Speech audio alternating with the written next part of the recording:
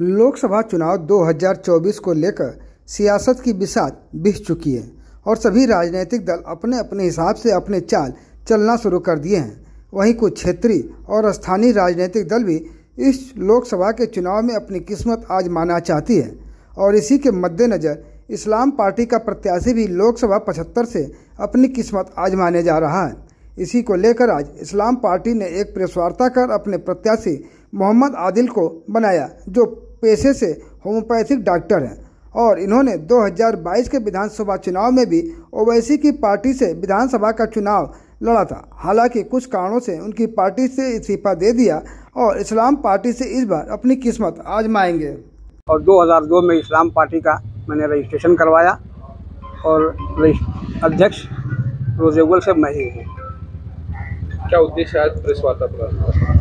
Press वार्ता बुलाने का हमारा आज जो मकसद है वो सिर्फ ये है कि हमारे डॉक्टर एम एस आदिल साहब लोकसभा के प्रत्याशी घोषित किए गए हैं। इनका परिचय शहर के लोग जानते हैं, लेकिन पूरा देश जाने, पूरा मुल्क जाने, इसलिए मीडिया का सहारा हमको लेना पड़ा और आप लोगों को बुलाना पड़ा। मेरा नाम डॉक्टर मोहम्मद साद आदिल है। मैं पेशे से होम्योपैथिक चिकित्सक हूँ और मैं पिछले विधानसभा चुनाव में भी प्रत्याशी के तौर पे सदर में उपस्थित हुआ था और लोगों ने काफ़ी प्यार दिया और समाज सेवा लगातार करता रहता है। ऐसे में इस जो लोकसभा चुनाव आ रहा है, पिछला विधानसभा भी चुनाव लड़ा है ओवैसी की पार्टी से, इस बार जो है क्या रहेगा चुनाव में आपका?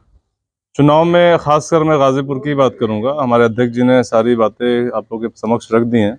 मुझे कोर कमेटी ने प्रत्याशी के तौर पे घोषित किया है। मैं अपने कोर कमेटी के सभी लोगों के जिम्मेदारों का शुक्रिया अदा करता हूं और आप सभी पत्रकार बंधुओं का भी शुक्रिया अदा करता हूं कि आप लोग यहां आए। और मैं आपके माध्यम से मैं गाजीपुर की आवाम को एक ये मैसेज देना चाहता हूं कि हमेशा से गाजीपुर में वर्चस्व की लड़ाई रही है और कहीं ना कहीं ज़ात बिरादरी के चक्कर में, धर्म के चक्कर हम प्रत्याशी चुनते हैं और गाजीपुर के विकास को बहुत पीछे कर देते हैं। आज भी जहां जो प्रत्याशी जो सामने आने वाले जिनकी चर्चा चल रही है, कहीं ना कहीं हर पार्टियां वर्चस्व को बनाने के लिए चुनाव में मैदान में प्रत्याशी उतार रही है। तो मैं इस बीच में आवाम से आपके ज़रिए कहूँगा कि आप नेता वही चुनिए जो आपकी बात समझे। और इसमें मेरा कोई भी मकसद ऐसा नहीं कि जैसे हमेशा एक बात रहती है कि 15-85 और 15 मिनट जैसे नारे एक दूसरे को नीचा गिराने की बात होती है। मैं हमारी पार्टी की तरफ से ऐसे कोई नारे, ऐसे कोई सपोर्ट नहीं करते जो समाज को तोड़ने का काम करे। आदिल साहब, अगर देखा जाए सभी राजनीतिक पार्टियां जो है इसमें एमवाई यानी मुसलमान और यादव वोटरों को जो है टारगेट करके जो है चुनाव आगे बढ़ा रही है। ऐसे में आप मुस्लिम समाज से भी आते हैं, तो आपका क्या टारगेट रहेगा? हमारा कोई टारगेट कोई ऐसा नहीं है जो अब तक जो पार्टियां अब तक करती आई हैं। हमारा टारगेट है कि आवाम में जो चीज़ें ज़रूरत की, उनके जो मूलभूत सुविधाएं हैं जिनसे वो वंचित रहते हैं, और वोट तो देते हैं उस बुनियाद पे जो पार्टियां चाहती हैं, जो वो प्लान करके देते हैं समाज को। तो मैं उनकी समस्याओं को लेकर चुनाव लड़ना चाहता हूँ और इसमें किसी धर्म विशेष, जाति विशेष को वोट बना के हम टारगेट करके नहीं चलते हैं।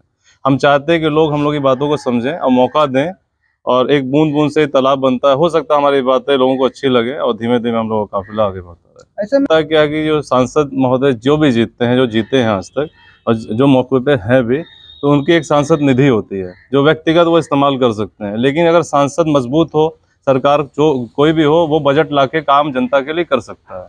तो कहीं ना कहीं ये कमी तो है और आवाम इस चीज़ को समझ रही है। ऐसा नहीं कि आपकी सरकार नहीं है और सांसद हैं, चाहे कोई भी सांसद हो और सरकार नहीं, तो काम ऐसा नहीं हो सकता। आपके अंदर वो जोश होना चाहिए, लोगों के लिए प्रति एक जिज्ञासा होनी चाहिए, काम की भावुकता होनी चाहिए लोगों की। लेकिन हम लोग नेता चुनते ही हैं वर्चस्व के लिए, इनको डाउन कर दो, उनको डाउन कर दो। तो हमारी सोच वोट देने की जो है बड़ी गलत तरीके से है। उसको बदलेंगे तो विकास कोई भी करेगा।